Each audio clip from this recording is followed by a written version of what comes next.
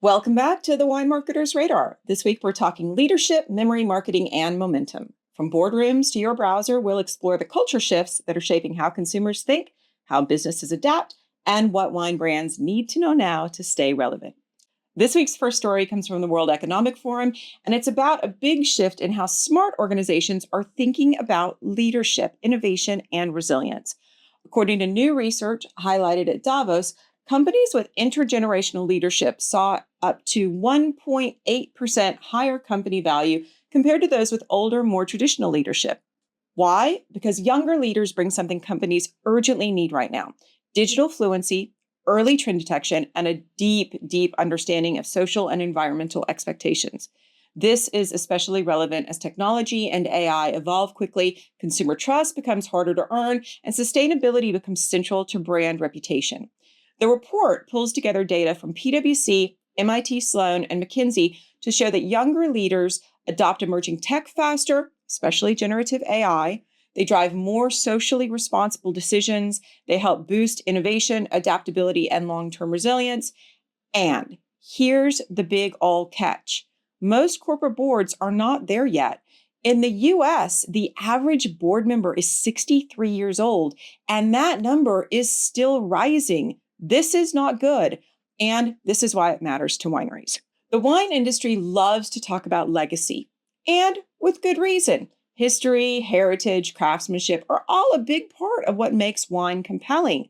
But let's be honest, most wineries are not bringing younger voices into strategic roles, and that's creating a risk. Because whether you're building a D2C strategy, rethinking packaging, launching new wines, or trying to reach those Gen Z drinkers, the people in the room making the decisions often are the people experiencing the culture shifts firsthand. And that disconnect can lead to flat messaging, outdated assumptions, missed opportunities in both tech and marketing, and an internal resistance to change. Younger leadership does not mean you have to put a 25-year-old on your board tomorrow, although that might not be a bad idea, but it does mean building meaningful feedback loops, and not just internships or marketing input, but actual strategic consultation and advisory involvement. And if you are a founder-led winery or a family business, you are already in a unique position to do this well. Here's the takeaway. If you want to build a future-focused wine business, start treating generational diversity as a strategic advantage. That might mean creating a young advisory group to give input on marketing, tech, and sustainability, co-creating content or experiences with emerging voices from inside your own team, or even carving out formal board seats or project leads for next-gen talent.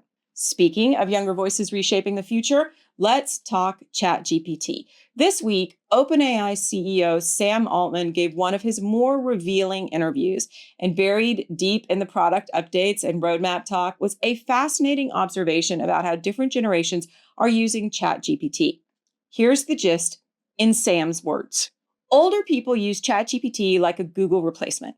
People in their 20s and 30s use it like a life advisor. But college students, they're using it like an operating system. They don't make big life decisions without asking ChatGPT what to do. That's not hyperbole. Altman says young users are setting up their own complex systems. They're tying in files, using long prompts they've memorized, and essentially running their lives with this tool. And this goes way beyond tech adoption. This is about behavior. Altman compares it to the generational divide we saw with smartphones. When the iPhone launched, older adults had a hard time to adapt. Kids, meanwhile, picked it up intuitively. The same thing is happening now with AI. And that gap shows up not just in how people are using the tools, but how businesses are preparing for the future. So, what does this mean for a winery or a wine marketer? Well, think back to what we just talked about, intergenerational leadership. If you don't have Gen Z voices actively shaping your strategy, it's unlikely you will even see this behavior shift coming. Right now, a large swath of future consumers are building new routines powered by AI. They're not just searching best wines for summer, they're asking ChatGPT to plan a weekend itinerary, to recommend gifts, to summarize wine labels, to help them understand a complex category. And from a business operations standpoint, there's a huge opportunity here for smarter workflows, smarter content, and more relevant engagement powered by tools your younger employees probably already know how to use better than you do. Now, let's shift from how people are making decisions to why they're making the ones they do, because this next story challenges a myth that is especially persistent in wine. This week, Professor John Dawes of the Ehrenberg Bass Institute published a powerful reminder in Marketing Week, one that every wine marketer needs to hear. People don't buy the best product. They buy the one they've heard of. Dawes calls this the product superiority myth.